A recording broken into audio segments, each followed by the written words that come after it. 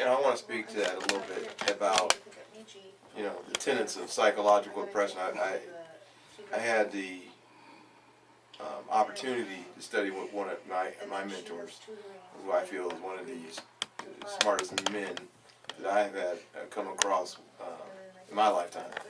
And my dissertation was more about psychology than it was education. And we talked about psychological oppression and human development. And one thing he pounded into me, and that's Dr. Thomas A. Parham. He's a great man. He's the chancellor at UCI. But the one thing he pounded, he made me rewrite my whole dissertation, by the way. But he pounded into me that you can't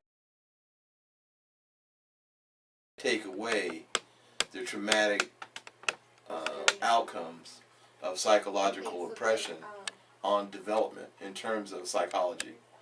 There's a lot of times, and he's much more into black psychology than as opposed to Eurocentric psychology.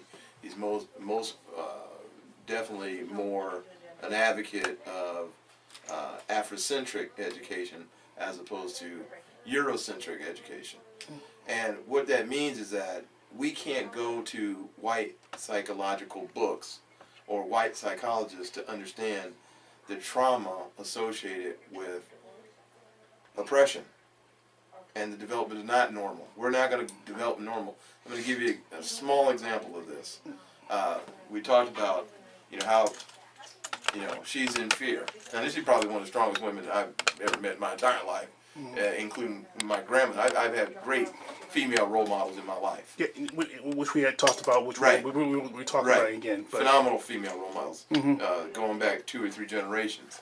But the oppression component is that because she has to live her life on defense, because she was an activist, just the fear of saying, this guy may have a gun because of people breaking into your house, throwing box, things through your window at your classroom, destroying your car.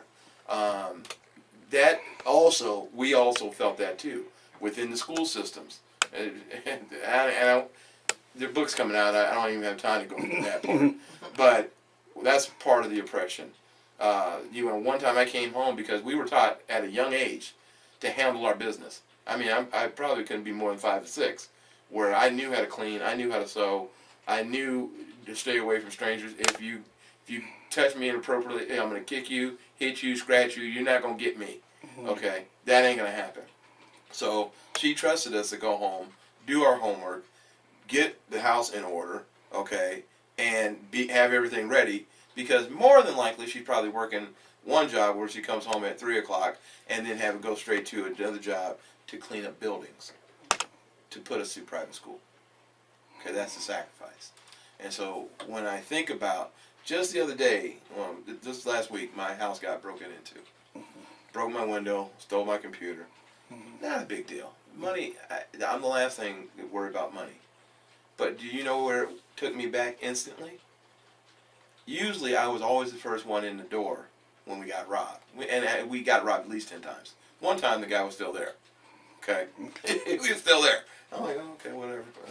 He used to go ahead and take what you need, And so I went over, got outside, went to the neighbor's house, and called the police. And